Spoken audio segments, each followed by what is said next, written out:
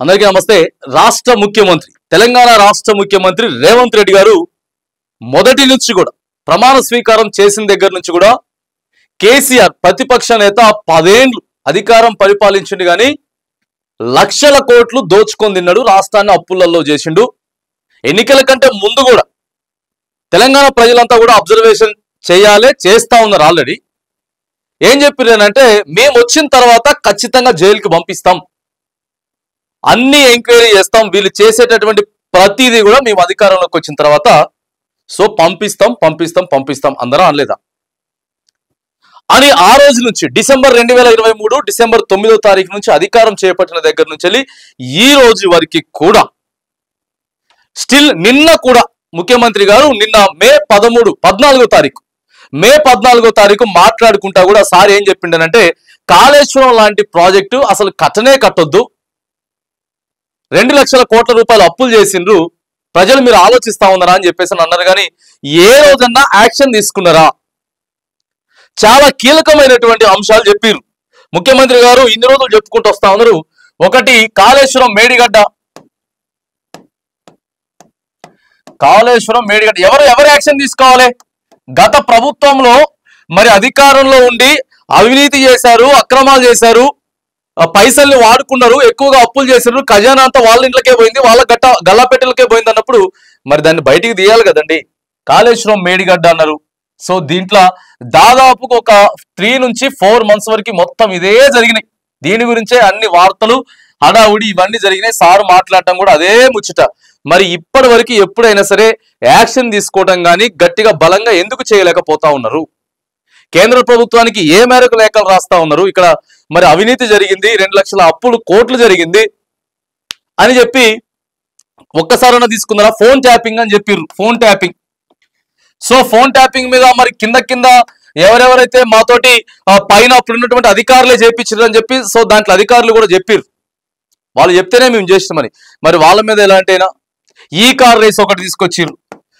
ఈ car race మీద మరి ఎవరైనా అరెస్ట్ చేశారు అంటే మేము ఎందుకు చెప్తా ఉన్నామనంటే ఫర్ ఎగ్జాంపుల్స్ ఇవన్నీ కూడా మరి ఎప్పటికప్పుడు కేసీఆర్ అవినీతి చేసిండు అని చెప్తా ఉన్నారు. కానీ మరి అసలు చర్యలు ఏం తీసుకుంటా ఉన్నారు? నోటీసులు ఏమి ఇస్తా ఉన్నారు? ఎంక్వైరీలు ఏం చేస్తా ఉన్నారు? సమగ్ర విచారణలు ఏం జరుగుతా ఉన్నాయి? ఒక జరిగితే అవి ఫుల్ ఫ్లెడ్జ్డ్ గా ఎక్కడి వరకు జరుగుతా ఉన్నాయి, ఏం జరుగుతా ఉన్నాయి? ఎందుకంటే తెలంగాణ ప్రజల సొమ్ము ఇవాళ కేసీఆర్ కావచ్చు, రేవంత్ రెడ్డి గారు కావచ్చు, ఇంకొకరు కావచ్చు, ఎవరైనా అవచ్చు. ఒక్కొక్కరు ఒక్కొక్క రీతిగా చెప్తారు.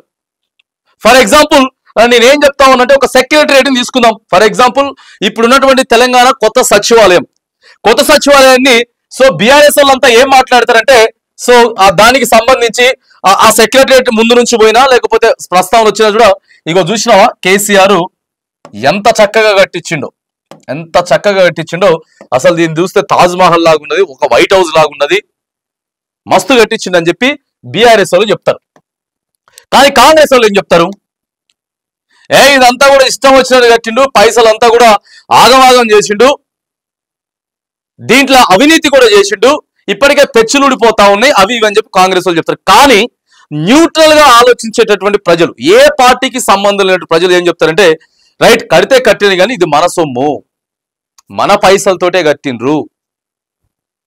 ఒక్కటే మాట, కేసీఆర్ కట్టిండా, రేవంత్ రెడ్డి కట్టిండా, ఇంకోళ్ళు కట్టారు, మన పైసలతోటి కట్టిండ్రు అనేది సో తీసుకొచ్చినప్పుడు మరి అక్కడ అవినీతి జరిగితే ఆ పైసలు ప్రజల పైసలు కదా, ప్రజల సొమ్ము కదా, ప్రజలు ట్యాక్సులు కట్టిరు కదా, కట్టినప్పుడు బాజాప్తా బయటికి లాగాలి కదా. 55 కోట్లు ఆ క్రిప్టో తెలవకుండా అకౌంట్లోకి మార్పిచ్చిర్రు ఈ కేఆర్ఎస్ దగ్గర అని చెప్పారు. మరి ఏమైపోయింది? 1,00,000 కోట్ల అవినీతి జరిగిపోయింది. మేడిగడ్డ ఏమైపోయింది? మరి 1,00,000 కోట్ల అవినీతి ఎక్కడున్నది?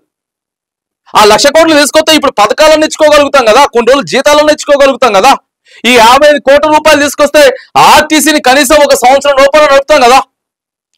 నెలకు 4 కోట్లేమో కావాలి, అట్లా 10 సంవత్సరం నడుపుతాం కదా ఆర్టీసీని.